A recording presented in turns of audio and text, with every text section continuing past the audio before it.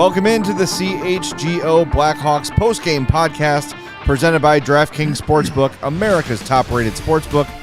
Download the app and use promo code CHGO when you sign up. Thanks for joining us. The Hawks lose 3-1 in Tampa Bay to the Lightning. Darn. Braden Point with a pair of goals. Brandon Hagel adds the empty netter. And for those of you rooting for a tank win, you got it. I'm Jay Zawaski with Greg Boysen and Mario Tirabassi. Before we get started, make sure if you're watching us on YouTube, you smash that like button for us and subscribe to the YouTube page. We would greatly appreciate that. If you're a podcast listener, thank you. Make sure you're following or subscribed to us on your podcast app as well. And if you're feeling, generous, a 5-star review on Spotify or Apple Podcasts would go a long way for us, and we would greatly appreciate that. So, fellas, let's get into the game here.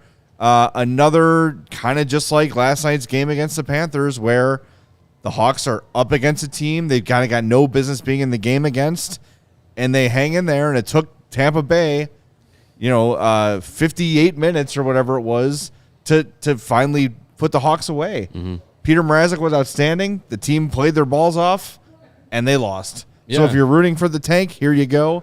But again, even if you're not rooting for the tank, it's impossible to be upset after these games. It really is. Yeah. It's like it's almost impressive what they're doing.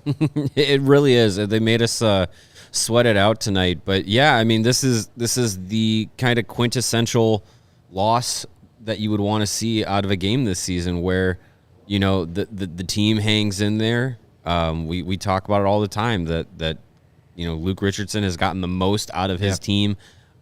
All iterations of what his lineup has looked like this season, he's been able to get the most out of them, and they have not looked for the exit door on the season, which is great.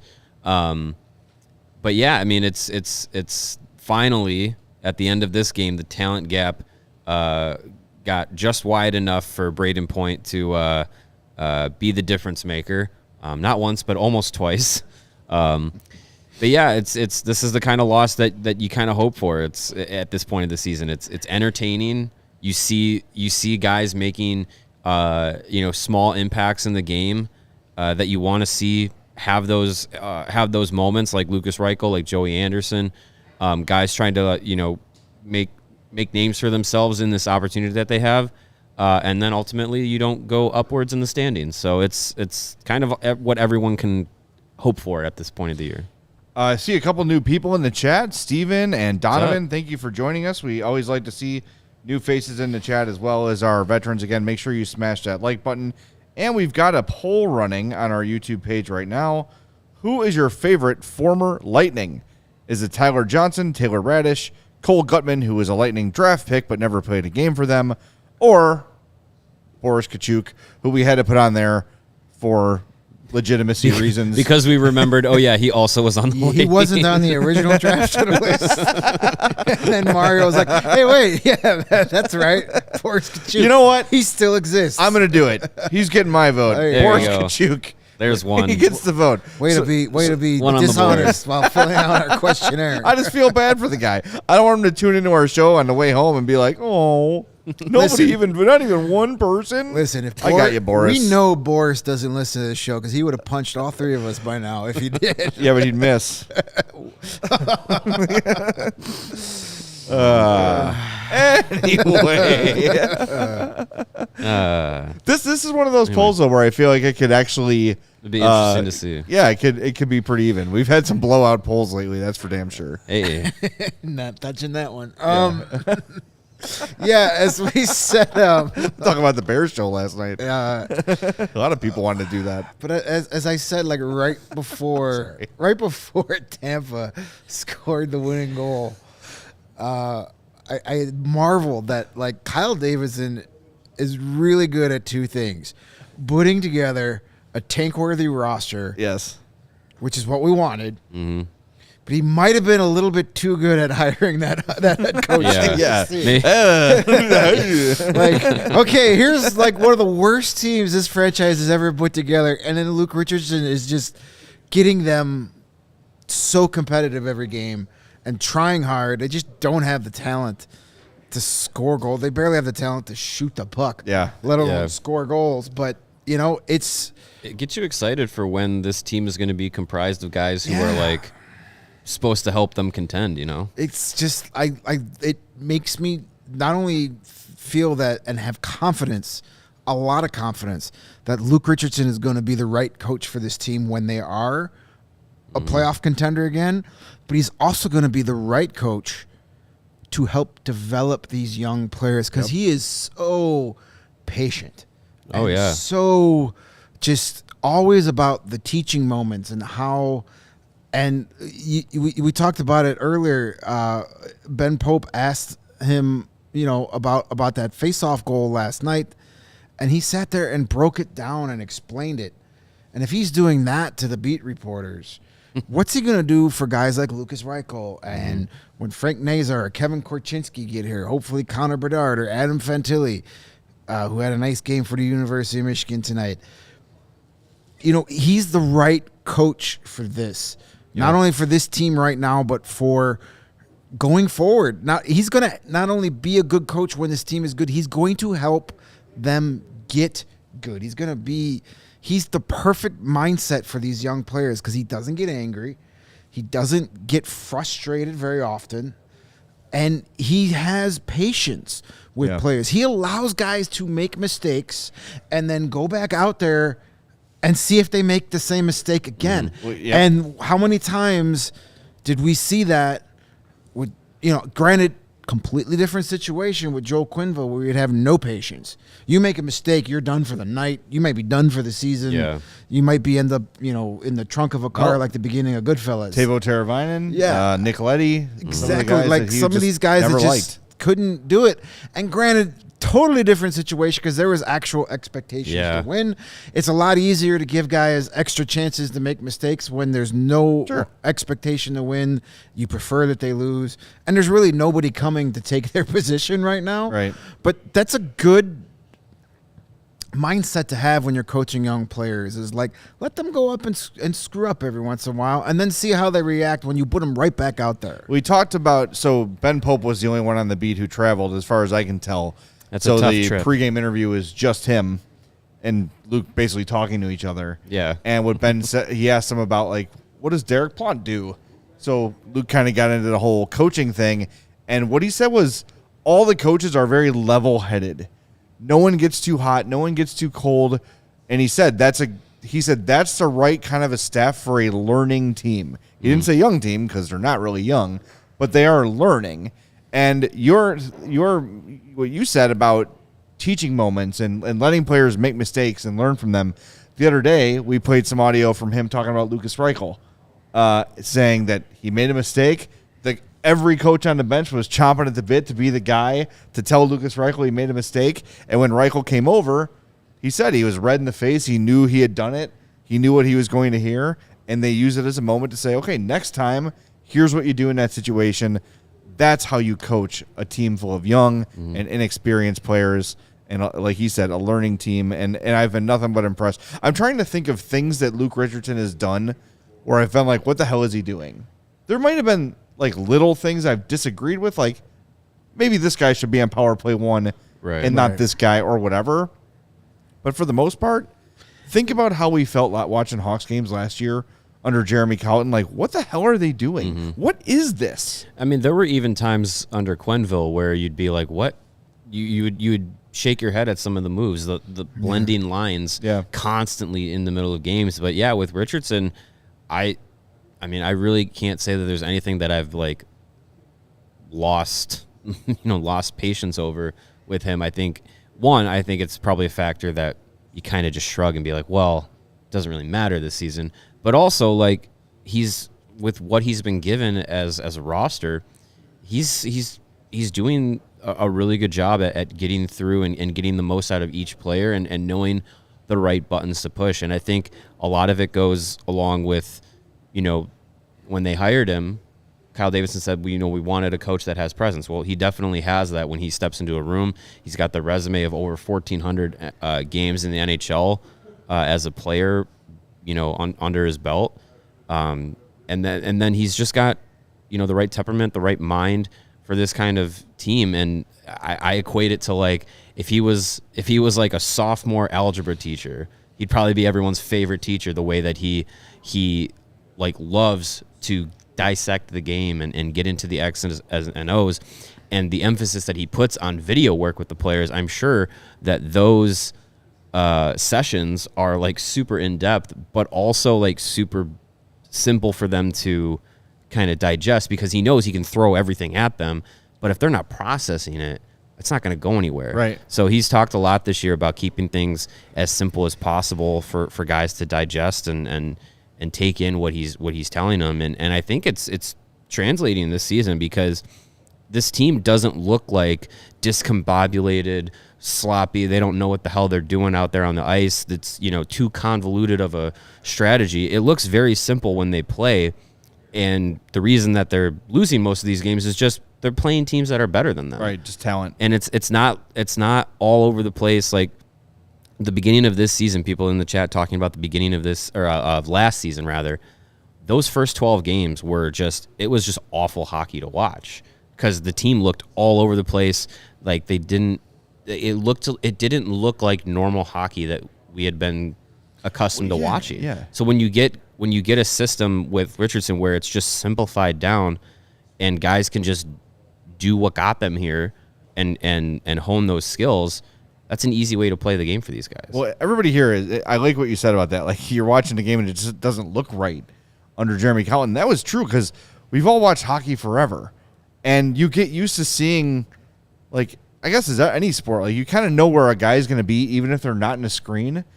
And then you see like maybe a drop pass to the point, and there's no point man there. You're like, your brain like glitches for a second. Like, wait, that's not right. That doesn't look right. We saw that all the time. And the simplicity, I'm interested to see when he gets some talent, if he's going to change the system. I don't think he's gonna. You don't have to. It's not that complicated of a game. It's really not. And like you're saying, like, the failures the Hawks have are failures of talent, not of the lack of understanding or blown assignments. It's the guy just doesn't have the passing ability or the shooting ability or the accuracy that other guys in the league would have. Exactly. So it's more of like, well, we just don't have the talent to get it done. There's a good comment from Fate versus Will in the chat that I wanted to get to, and he says, this game felt like it was played in mud, slow AF. The Bolts looked frustrated by it. Back in the Dynasty days, I used to do some bar events with Hawks players, and I was always curious as to why it seemed like sometimes the Hawks would play down to their competition. And they said, when you're playing a team that doesn't have a lot of talent, it can kind of gum up the game. When you're playing against a team with equal amount of skill as you have, the passes are crisp, right? The game has more flow to it, as opposed to, oh, there's an offside, there's an icing. It does feel stuck in mud, and those really talented teams can get frustrated by it. Look, we saw Tampa. They were frustrated in this game. Like, what the hell? Like, we are so much better than these guys. Why are we not having success? And as that goes on for 60 minutes, the frustration grows and grows and grows. More often than not, the talent overcomes and they win the game, as we saw with the Hawks in a dynasty. But a lower skilled opponent can have an impact on the higher skilled teams. It happens all the time. I've had several different players acknowledge that to me and say, when we're playing a team that's ass, it's hard for us to even find our own games. Yeah. Yeah. And the Blackhawks qualify as one of those ass teams. Yeah. And ass, you know what, though? I'll say this. The roster is ass. The team is not ass. No. As a collective group, they play hard. They're in games. They're better than they should be. Right. Mm-hmm. The sum is better than the whole of its parts, or the whole is better than the sum of its parts. Either way. Sure. You know what I meant. One of those two is right. That sounds right. Perfect conversation to talk about holes. Yeah, so that was that. No, I think, you mentioned like the Jeremy Colliton stuff. It wasn't just the first 12 games of the season. Well, we had to sit there and go, what the hell are we watching? But that was like this roster should not be playing hockey that looks like this. Right. And that's why, like, when Derek King came in and, like, those first few games, we were just like, oh, my God. Look at how simple this is. Yeah. But, yeah, I think I would imagine as the team gets better and more skilled that there will be some more wrinkles to it. But I don't think – Luke played in an era of quote simple hockey. He played in the 90s and early 2000s, really before the game really got fast and as skilled as it is today, as wide open as it is today. So I think he, the simpler you keep it, I think the more success you have. It's when you try to get too cute, too fancy, is usually when it blows up in your own face. And when this team does have more talent on it in the next few years, I think there probably will be a lot of what he's doing now carrying over, keeping the game simple, because when you keep it simple, that allows for guys that have more of that innate talent to be like, well, all I have to worry about in my assignment is XYZ. Well, I know I can do that, and I also know that I'm fast enough. I know the game flow. I can go out and create and do my own thing without going outside the system, because the system is simple. It's something I've done for 10, 15, 20 years of my life playing hockey. So I know what to expect. I know where to be, and I also have the skill to be like, well, I'm going to go make this play because I know I can. So I think it's when we get to that point, I think there's going to be a lot of opportunity for those high skill players to kind of, in Richardson's system, be able to be like, go be Frank Nazar and go use your speed to create something, and let the simplicity of the game allow you to be able to have that like flexibility and that openness in the game. And we've said it 100 times, mostly a lot of times we're talking about Kirby Dach, but a hockey player that's thinking on the ice is usually not an effective hockey player. Keeping it simple just lets these guys play instinctive hockey, and the game is so fast that you got to rely on your instincts. If you're trying to think where you should be, the guy's already gone. Yep. Some good post-game quotes rolling in here from Luke Richardson. This one from Phil Thompson. Luke says, quote, "You don't want to hear we had a good effort. That gets old after a while." Yeah. Here's one from Ben Pope. Quote, "Our guys right now, they're a little bit deflated after giving 2 nights of great effort against 2 strong teams down here, but we're just going to reassure them that they did so many things right, that we're going in the right direction. We'll learn from this." So there's a team that is not bought into the tank. There's a coach that's not building the tank. And frankly, as much as we want the best odds at Connor Bedard, I actually like the fact that Richardson and his team's like, F that. We're going to try to win every game we play. I like that about him. Would you rather the team, it's maybe a rhetorical question, but would you rather this team at this point of the season just look unenthused, uninterested, giving up on plays, giving up on games, looking for the exit door after 20 minutes, after 40 minutes, or would you rather see a competitive hockey game where more likely the more talented team that's not the Blackhawks is going to win? I would much rather see this team playing and giving the competitive effort that they are night in and night out, because that's a team that's listening to its coach. That's a team that's bought into what's happening in the room. I'd much rather have that than guys that are just counting down the days till February was the final day of the year, February 13th. Or April 13th? April 13th or 14th. Yeah, just counting down the days. I would not have any. Those would be harder shows to do than this. Yeah.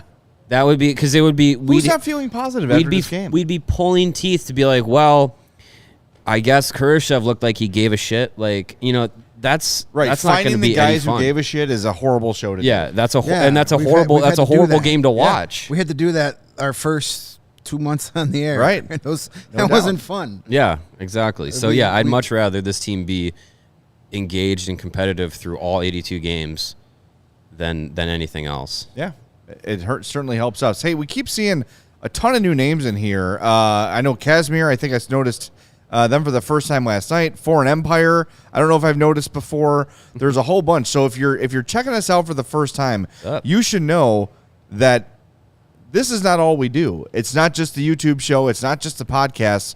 Go to allchgo.com. Check out all of our great written content and become a diehard. What do you get from being a diehard? Well, a ton.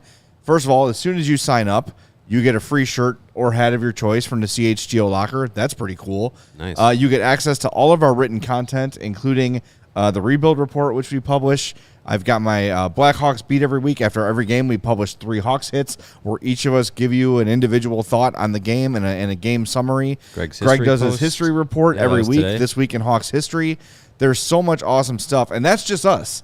There's Bears, there's Bulls, there's Cubs, there's Sox, there's Fire, there's Red Stars, there's Sky. Every team in Chicago is covered. So become a diehard at allchgo.com, and not only are you going to get the free shirt, the free hat, you're also going to save 20% on everything at the CHGO Locker and 20% off all of our events. We do tailgates before every Bears game. We do takeovers. We just had our takeover against the Coyotes game. That was a great fun. We had, like 35 people come with us. Yeah, it was great. And watch the Hawks and Coyotes. The Bulls had a watch party. We've got stuff going on all the time, and you save on those events. We've got happy hours on Zoom that are for members only. You get access to our Discord for members only. It is a great deal if you're a Chicago sports fan. So go to allchgo.com and become a diehard, and you can join us at some of our great events coming up at Goose Island, which should be happening very soon. We got some coming up. It's going to be fun. Kaz was asking me earlier about what my favorite NA beverages are. If you're referring to NA beers, anything from the Well-Being Brewery is top notch.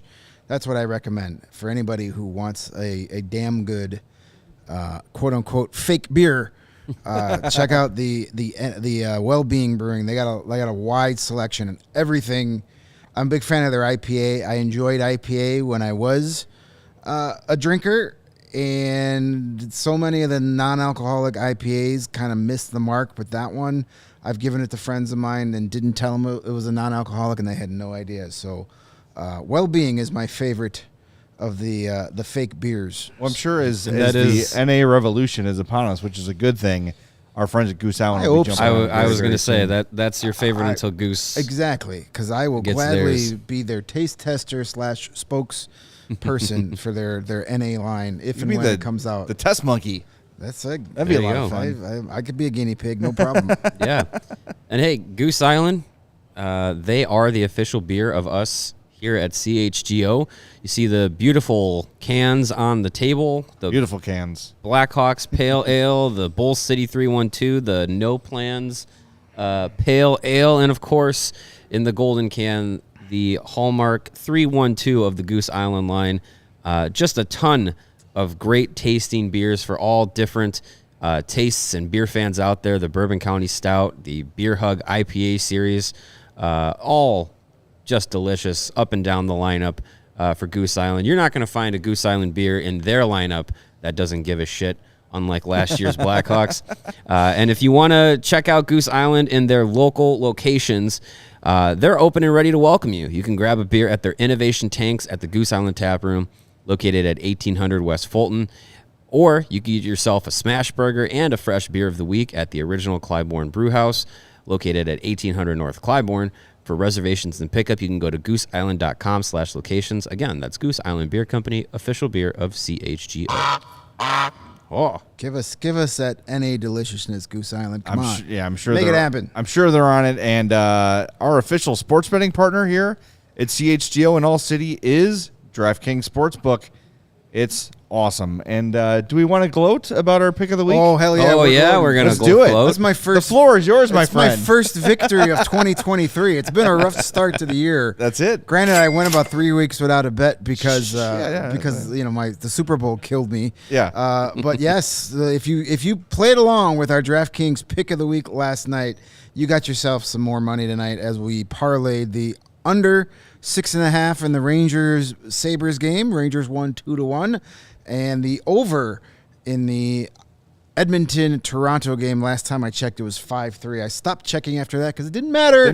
Because the money was already in my DraftKings account. So, yes, lots of fun with the DraftKings all season long, whether you're a big hockey person, baseball's coming up, Yep. the NCAA tournament. I hear people like to gamble on that, so use the DraftKings to get into the NCAA tournament. Add a little spice to your office pool, which I hope we're doing this year. Yeah, we certainly I'm will sure be. we will. And I'll be selling squares for my daughter's softball team. That's a different story for a different time. But yeah, like Greg said, get those MLB bets in, those same game parlays in every sport. NBA's got the no sweat same game parlays. So much to do, so many ways to play on the DraftKings Sportsbook app. Download the app now and sign up with the code CHGO. Listen to this. New customers can bet $5 and get $200 in bonus bets instantly only at DraftKings Sportsbook, an official sports betting partner of the NBA with code CHGO. Minimum age and eligibility restrictions apply. See the show notes for details. And with that, it is time for our DraftKings King of the Game. And the king of the game is Peter Mrazek, 34 saves, 2 goals against, a .944 save percentage. He has been terrific lately. He is going to be the feature of my Hawks hit tonight after the game. So keep an eye out for that at allchgo.com. And I see our buddy Mongo says, all we need now is a CHGO Discord. Yeah, man, there is one for diehards only. If you want to get on our Discord, allchgo.com. Become a diehard today. I've been telling myself for like the last 3 weeks, but just things have been so hectic. I've been trying to be more active in there, but one of these years I'll get more active we'll in get the there. Discord. Yeah. But we got a good group going on in there. So yes, you got the Discord, and yes, Charlie the Bacon Guy, I did like the Malorts. I'm looking forward to a slice of Malort bacon. That'll be interesting. Yep. You and no one else. You'd be surprised. I've got the Jardiniere bacon from Charlie, and I'm waiting to cook it up tomorrow. Cannot wait. It's going to be so damn good. Got some super chats here. Yeah, let's get to some super chats here before we get to our 4 stars of the game. We've got Steven, who says, this is what I expect from the Hawks coaches that I've watched since 1970. The good days will come again. That's a $20 super chat. Thank you, That's a good use of super chat. And I believe that's a first-timer. I don't know if I've seen Steven before. I have not seen Snoopy in our chat before, so And, I remember that. Yeah. Another one from Foreign Empire says, I've been listening to your Spotify. I had to come check this out. Love the podcast. Love the pod for the extra spins, y'all. Yes, hit that like button. Yep. If we get to 100, we'll get an extra tank spin or 2 if I'm feeling generous tonight. We're already up to 75? Nice. Yeah, 75 already. Right. I like it. All right, our Saturday night crowd is a loving crowd. You know, and it's just, Keep that going. I think it just speaks to, like, not just us, but everything we do here, that we're in a basically meaningless regular season stretch here for the Hawks. The only thing that they could really do is jockey for draft position, and we've got bigger audiences than we've had all year. We've got new people still checking us out. It's a testament to Hawks fans. It's a testament to CHGO fans, so we appreciate you. And for all you new people, tell a friend. You know, you've got Hawk fan friends. You got Chicago sports fans in your life. Let them know about everything we're doing here at CHGO. And direct them to the website, allchgo.com, because those diehards, they are our lifeblood, and we appreciate it very, very much. It's a sign that the rebuild is off to a good start. Yeah. People are paying attention. People are excited.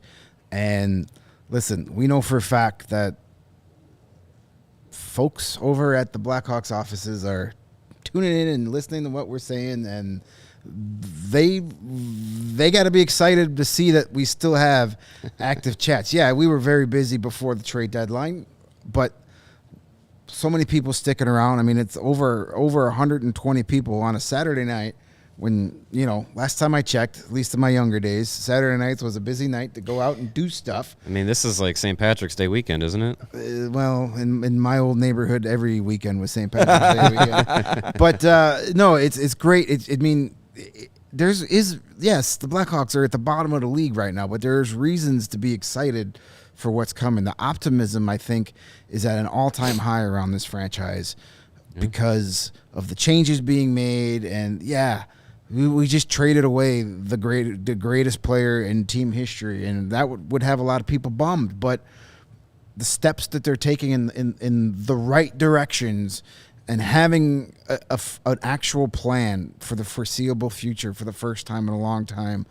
Yes, it sucks saying goodbye to the championship era, but that was a long time ago. Yep. And now we're trying to get another one building, and it's a slow process, but it's off to a good start. And the fact that we have so many new fans and so many dedicated fans that have been with us every single game throughout the season shows that the fan base is on board. They have hopped on the ride, and we're ready to go. Also, if you're a Hawks fan, there's nowhere else to go. That's true, too. You need us, and you know it. You can't live without us because no one else is talking about it. if they are, they're doing it through gritted teeth, and we are happy to be here, and we're happy you're here with us. All right, let's get to our 4 stars of the game, shall we? We shall. I might just do it really fast and surprise you.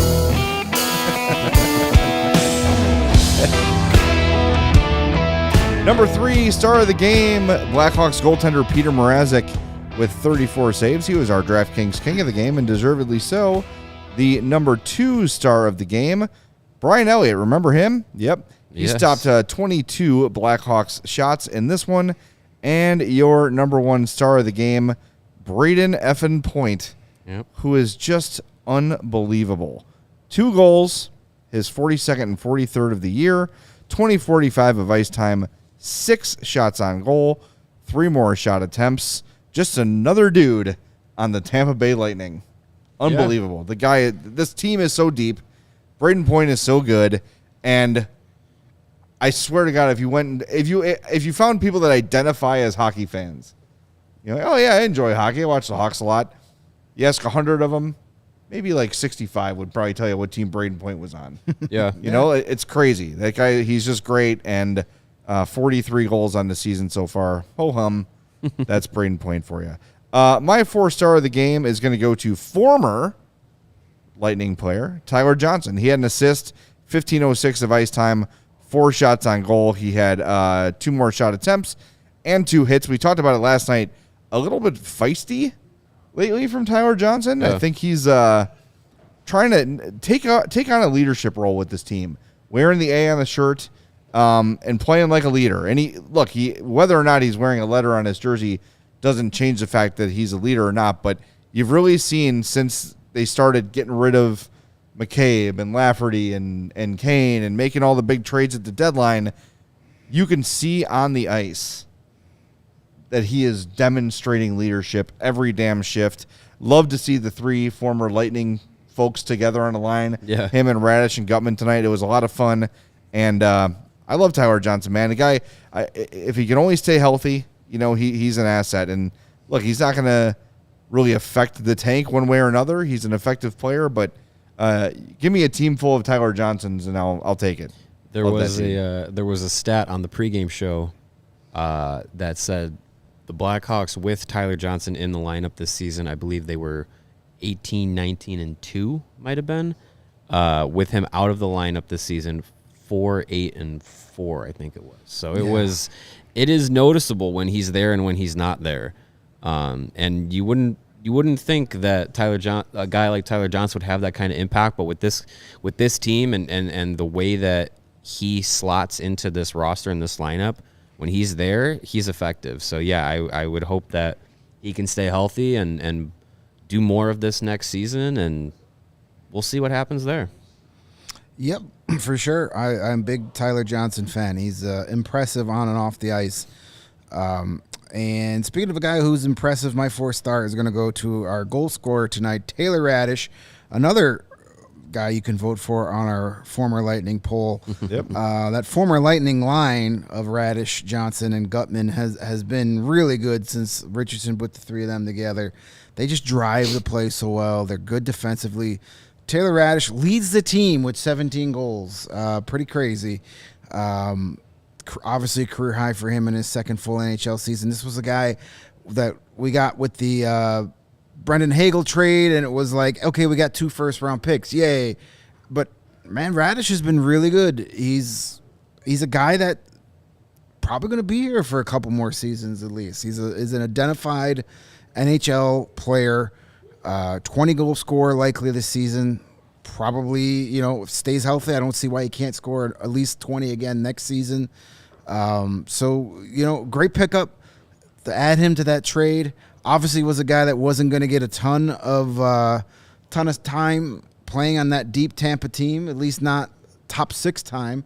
And he's been a top 6 forward this whole season and has made the most of it. So another great effort for leading goal scorer Taylor Raddysh. As we all predicted.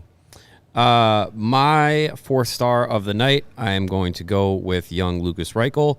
Didn't get a point in the game tonight, but was still very effective, very noticeable. He had just under 18 minutes of ice time tonight, 3 shots on goal, 1 takeaway, in his efforts. He also finished, I believe, as I pull it up here, third on the team in individual expected goals for with a .27 rating, second on the team in individual chances created, and second on the team in individual scoring chances created. Both of those categories second behind Tyler Johnson tonight. It's just, there was a period of time where a game like tonight where Lucas Reichel didn't get on the score sheet, we were like, a little disappointed in that. But now I think what we're seeing from him is the effectiveness that he can have in games where it's not necessarily is he producing a point, is he setting up a goal, is he scoring.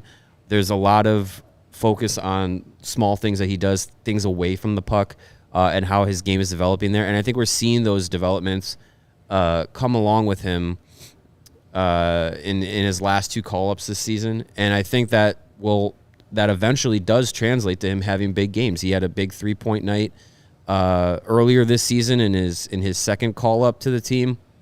He had a 3-game point streak in this call-up stint. So yeah, I think it's more good progression from him, more decent performances, which is what you want to see. You want to see him continuously trending upwards at the NHL level. So another decent effort from him tonight, albeit without a point. Tonight he played 17:57 of ice time, which is the second most he's played in his career. The most he's played was Wednesday against Detroit, where he played 18:51, but the ice time is going up. In his first call-up, the one game he had against the Devils in December, he played 13:58, then came up for 3 games in January, 15:05, 16:16, and then 12:32 against the Avalanche in that final game. This call-up, 16:57 versus Dallas, 14:43, 14:58 against Nashville and Ottawa, 18:51 against Detroit, 16:23 against Florida, and again 17:57 in this one. So he is gaining the trust of the coaching staff. Yeah. He is getting opportunities. Nothing but positive from Reichel for me, especially playing on a top line with guys who are not top line players. If the points weren't coming and the chances weren't coming, and he was playing with Kane and Max Domi, I'd be a little more worried. But the fact that he's probably the top threat to score on this team, let alone on the line, the fact that he's flashing every single game to me is hugely, hugely positive. And Patrick Sharp went out of his way several times during the broadcast night to mention how well Lucas Reichel was playing. So it's just funny. Here we are with at this point, I think third in the tank standings as it stands right now. And almost everyone feels positive about the Blackhawks. Yeah. Right? There's always going to be those fringe people that just aren't paying attention or just want to be mad because Kane's gone and eventually Jonathan Toews will be gone. But, boy, everything that Kyle Davidson said he's going to do, he's done. Now, he's got to hit on a draft picks, which is obviously the biggest thing, but he's had one draft, and people feel pretty good about what he got in this draft. Yeah, if you were paying attention to college hockey and minor or junior hockey outside of the Blackhawks tonight, you would have seen a ton of Blackhawks prospects, not only in action tonight, but also thriving. Gavin Hayes had a hat trick. Wyatt Kaiser had a goal. Frank Nazar had an assist. Aiden Thompson had a goal. Jake Wise, remember him? He had a couple points in Ohio State's loss to Michigan. Dominic James had a big game. Like there's a lot of guys to be excited for, and a lot of them got here this summer in the 2022 draft class. So, I trust in Davidson to find the guys. Now it's you got to develop them, and we also got to see eventually down the road who he targets and how he acts when it's now I need to sign a free agent to put us over get us to the next level. I need to trade a guy where I'm the one giving up things to get something in return, not trying to facilitate to just get the return. But that's still down the road. Yeah, but I think I wouldn't be surprised if, they've already got that 2024-25 free agency board already up in the boardroom, moving guys around every day. That's one thing that I will say about this new front office is I've just been impressed with their ability to come up with a plan and so far stick to it. So, lots of reasons to be optimistic these days. Yeah, definitely. And let's just recap the show so far, right? We've talked about the head coach. We've talked about the GM. We've talked about who is Lucas Reichel, who is currently ranked their number 3 prospect, but is the number 1 prospect playing, with Rockford in Chicago Playing right now. Yeah. Cole Gutman, who was a college free agent signing after he didn't re-sign with Tampa. Like, things are moving in a positive direction. And if the only things we see people mad about at the end of our shows is that they didn't lose, I just think that's really, that's telling. There are none of those moments where you're like, what the hell? And I think as the season was approaching, we were thinking about, well, the games themselves won't really matter as much, so we won't have to talk about them. So, you know what I mean? Like, we're not going to break down the X's and O's, but, like, there really just have not been any WTF moments this year that I can think of. There really haven't. No. And that's such a huge... Think about how you were feeling this time last year versus now. Yeah. Right? It is night and day different. And whatever happens with the draft lottery this year, whatever happens, your prospect system is going to get significantly better. Mm-hmm. You're going to whoever they pick, if they get 1, 2, 3, 4, that player will automatically be their top prospect. Boom, from day one. Yeah. If it's Bedard or Fantilli or Michkov or Leo Carlson, that guy's number 1 immediately. And then whoever else fills in with all these draft picks they've got, it's really, really encouraging. And I'm missing something clearly. No, you're good. No, I want to know. It's just a comment. You'll know. Just slack me. Is it? Does it have a C next to it? Yes, okay. Yeah.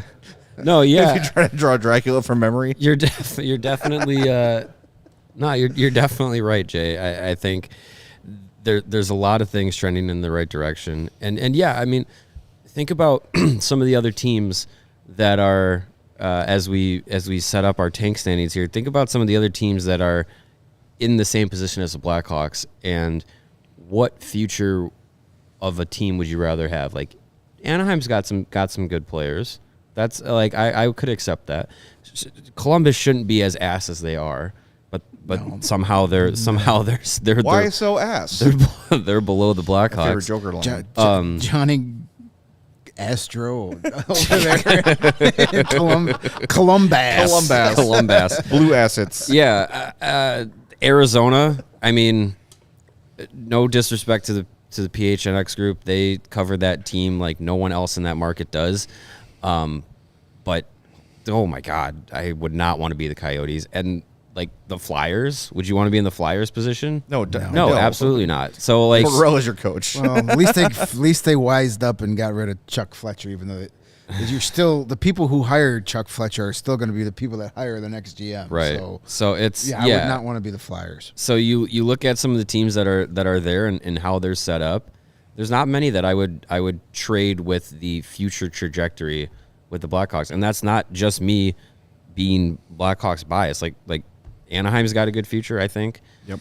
San Jose, I think, is going to be pretty good. San Jose's set up to be good. I'm surprised they didn't try and move Carlson at the deadline, but what are you going to do? And I mean, yeah, I think if Arizona had a stadium that they knew that they could be in and weren't begging people to vote for, I think the future would be a little bit brighter there. But then again, it's Arizona. Yeah, I mean they've had real stadiums before and didn't do anything with it. They have a great prospect system coming through. Right. Yeah, and then they'll all be traded and not signed. They'll be on other teams someday. Well, I'm rooting for the Coyotes to succeed. Like you said, they've got good, young, exciting players, and like the fans that are there care, and they've got great coverage. Like Craig Morgan, like you said, all those guys. Like it just figure it out. Lebowski, we're going to get to your super chat, but there's a comment from Alan K. I wanted to get to talking about Cole Gutman. And he says, Gutman made a great choice not signing with Tampa. on a team like Chicago, he gets to play a certain percentage of every star player or good player is just getting a chance.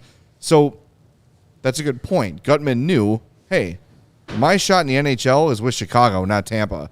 And remember what Anders Bjork said after his 3-assist game. We talked to him at the practice the next day. He said, Chicago is where I wanted to be. He is choosing to come to one of the worst teams in hockey because he knows there's an opportunity. And I know we've discussed this before, but with a lot of new faces in here, the reason I think we're seeing this team compete as hard as they are is because all these guys, for the most part, are on a rehearsal. Yeah. Be it Cole Gutman, be it Philip Kurashev, who's a free agent this summer, restricted free agent, be it Taylor Raddysh saying, hey, Hawks, hang on to me. I want to be here for a long time. Be it Peter Mrazek saying, I don't suck. I'm not one of the worst goalies in hockey, despite the last few years of my play, right? How about Alex Stalock? People wrote him off. We laughed when they signed Alex Stalock saying, oh, my God, there's your tank goalie. That's a tank signing. He heard that stuff. All these guys want to prove you wrong. How about Joey Anderson, who was in a limited role in Toronto, now getting an opportunity? Like, that's why we're seeing, and look, maybe their opportunity's not here, but all these guys are trying out for secondary chances here or elsewhere, and I think that's a big part of why they are as competitive and they are playing as hard as they are. Yeah, the Blackhawks are an auditioning stage right now. Yep. And you're going to get some good performances out of it. So, yeah, it's smart. It's a smart move by some of these guys to not cry and complain and say, oh, I was in the Buffalo system and they're fighting for a playoff spot, or I was a tweener with the Maple Leafs and they're going to be in the playoffs. Like, yeah, but now you're playing full time in the NHL. Like, you weren't getting that opportunity before, and they're making the most of that chance. And we saw guys last year, Taylor Raddysh especially, be in the same position and make the most of it. And the player that he's turning into is looking like a guy who could potentially be here when the team competes again in a more limited role, but a role that maybe he wasn't ever going to get with Tampa. So it's a good position to be in, where you can give an opportunity to players to prove that they can be in the NHL, because you're going to get a lot out of those guys. Yep. And the Blackhawks are going to have a lot of money to spend in the next 2 summers, and they might find some guys that, on this year's team or next year's team, however they get them, that they don't have to outsource and be like, we got to go sign a free agent. They might have a guy who's on an expiring deal that comes in and plays 15, 20 games and is really good, and you're like, you know what? There's that guy. There's the guy. Yeah, sure. We already got him. So it's an interesting position to be in for sure. You guys remember Victor Svedberg? Yes. The big Svede, 6'9", 231. Big He giraffe, was one of the Black Aces. Don't say something about him on Facebook or on Twitter. His brother will come after you. Oh, we don't have to worry about that with Mackenzie Entwistle. But do you think he'd rather play 27 games for the Dynasty Blackhawks and get to hoist a cup while he's not sweaty, or be a full-time NHL player on a lesser team?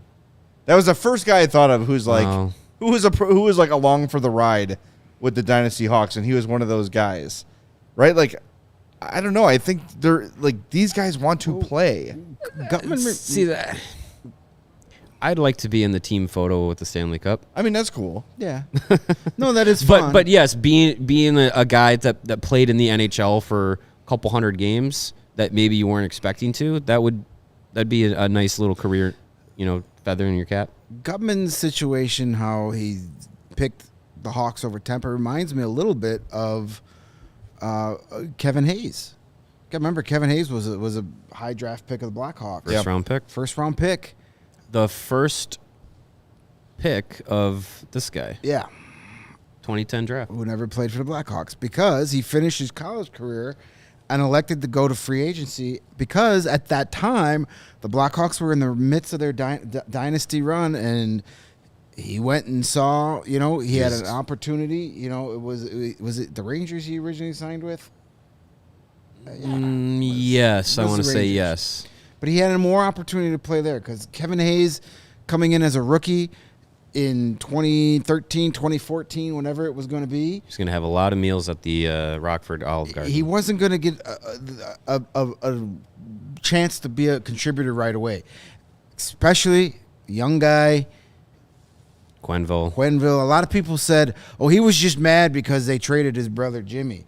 That's a load of crap if you actually believe that. Because he went to go play, and it's worked out pretty well for him. He's made millions of dollars. He was an all-star this year. He's become, a top 6 player. Had he signed with the Blackhawks, his career, I'm not saying he wouldn't be in the same position, but it would have been a much harder road but he had a quicker trajectory going elsewhere. And yet he missed out on winning a Stanley Cup with the Hawks. Look at Ryan Hartman. Look at Philip Deneau. Yeah. Right? Like sometimes it's just, everybody wants to win a Stanley Cup. But sometimes if you want to have your own better career, you got to go elsewhere and hey, you could come to the Hawks here, play really good for 2 or 3 years, and then go sign with that Stanley Cup contender that gives you the opportunity. Yep. But sometimes you just got to take your opportunities when you get them and make the most of it. And the Hawks are thriving with guys like that. All right, let's knock out our super chats. Then we're going to get to an ad break, and then we'll get to our Tankathon stuff. Got a $2 super chat from Lebowski5. Where does Korchinski play next year? I don't think he's in the NHL next year. No, I know that was a bait going on. I think he can't play in the AHL because of his age and the dumb CHL rule. I just don't see it unless he's just amazing in training camp. He's going to have to blow minds and not allow people to send him down. I just think if Kyle Davison has shown us early, he's super patient with his development. I think he'll start the season back in the WHL. And then when that season's over, then he probably makes a late jump to the Hawks, depending on how long his season goes. But I don't see it happen. I don't see it happening next year. But stranger things have happened. It sounds like there's a possibility. I think it was Scott Powers said there's a possibility that he starts the season with the Blackhawks next year if he has a good training camp. My thought is that, sure, he might start the year with them, play 9 games, and go back to Seattle. I think that might be the route that he goes. And look, like if he has a really good training camp, he's having a fantastic season again this year for the Thunderbirds. Probably going to have a long postseason with them. So I wouldn't imagine there's going to be any opportunity for him to come in before the end of this season and do anything. So if he has a really good training camp, if he has a good preseason showing, I wouldn't be surprised if he starts the year with them, plays a couple games, and then heads back. Yeah. I would be shocked if he's a full-time NHL player next year because that's the only option. Like you said, he can't go to Rockford. He's still only 18, so he couldn't go to Rockford for another 2 seasons. So if he's making the jump, it's going to be up here in Chicago. Yeah, there's no harm letting him start the season here, give him 4 or 5 games. And if he plays where he says, you're not sending me back, well, then you don't send him back. There's nothing, I mean. Well, we said that with Reichel. Yeah. Earlier this year. But Reichel, you could send back to the AHL. You can't. Well, I mean, you can send Korchinski back to the WHL. Right. But if he makes his case and you give him 4 or 5 games and he says, and the way he plays, you're like, well, we've got ourselves a teenage phenom here. But I don't see that happening. Especially for a defenseman. But, I still think, as well as Reichel's played over his last 2 call-ups, I still don't think he's put on enough of a display to be like, this guy can absolutely never play a game in Rockford again. No. I still don't think Reichel's at that point. I think because they laid it out after when they brought him up and then sent him back down in a 12-hour span. Yeah. That completely obliterated the when he's here notion. So it was like, okay, so we're just going to go back to him going up and down. That's fine, and he's been doing just fine in the AHL, and the Ice Hogs desperately miss him. Yes. But yeah, I think he has benefited from the extended period of time getting development games, which is important. Sorry. Joey just did like a ballerina. That was beautiful. Can you do it behind it? Do that jump again on the screen. Here we go. We're about to start our show, so I gotta go. Apparently, the Freshie tequila seltzers are I will really say- good. Yeah, I guess they're caffeinated It was too. a little daintier over there than it was here, it but you got the point. You got the point. That was wonderful. That was great. Anything can happen on live podcasting. And we have a $2 super sticker from Alan. sticker. A thumbs up. Okay, I don't know Thank what that you, is, Alan. but thank you. I looked I it didn't up. It know was we- a big red thumbs up. Money is money. Sweet. We'll I didn't take know it. we could do super I stickers. saw a super sticker open up for the Breeders in 96. Good show. Nice. Yeah, Nice. good stuff. All right, we got to take an ad break, and then we're going to come back with our tank spins. We've got our 101 likes. We appreciate Nice. that. If we get to 110, I'll add a bonus spin. So we already got 2. 110, we get can to do 110, that. we'll do 3 spins. Let's go. We can do it. First, Greg's going to tell you about how to look sexy when you golf. Well, that's something I've never accomplished. Have you ever golfed? Yes. Then you have. Okay. Thank you. Believe I it. appreciate it. All right. Manifest, as Well- Cody says. If you want to look extra sexy and spiffy and all the other S adjectives on the golf course this spring and summer, you need to check out Pins and Aces, the official golf apparel partner of CHGO. We love our Pins and Aces, and you will too. You're going to get a ton of compliments on and off the golf course when you're decked out in some Pins and Aces gear. They are family owned. Whoa, we're showing socks. How am I supposed to get through the ad when you're showing Sorry, feet over that's there? for Casper. They are family-owned golf and apparel business, and will show feet if you buy 2 sets of golf clubs. They make amazing polos, hats, golf bags, and even the very popular beer sleeve, not the beef sleeve, the beer sleeve, an It is, if you innovative believe product it. that allows you to store 7 beers right inside your golf bag and keep big ones. drinks cold the entire round. That's your secret weapon there, is keeping your beverages cold on a hot summer day, whether you want cans of beer, cans of non-alcoholic beer, cans of sparkling water, Liquid Death. Ooh. cans of RC or Green River, whatever your favorite golf course drink is. Green River. Keep it cold on the golf course with the beer sleeve from Pins and Aces. So check out pinsandaces.com. Use that promo code CHGO and receive 15% off your first order to get free shipping. That's pinsandaces.com. And while you're at it, if you're buying something on any website these days, try CHGO at the promo checkout. You never know. It might work for something. Give it a shot. And listen up. This is very, very important. The ComEd Energy Efficiency Program is committed to helping families and businesses in the communities they serve save money and energy. ComEd offers free facility assessments that help find energy-saving opportunities, whether it's Lightning, HVAC, Lightning. I'm off to a great start. Let's start that sentence over. Steven, edit that out.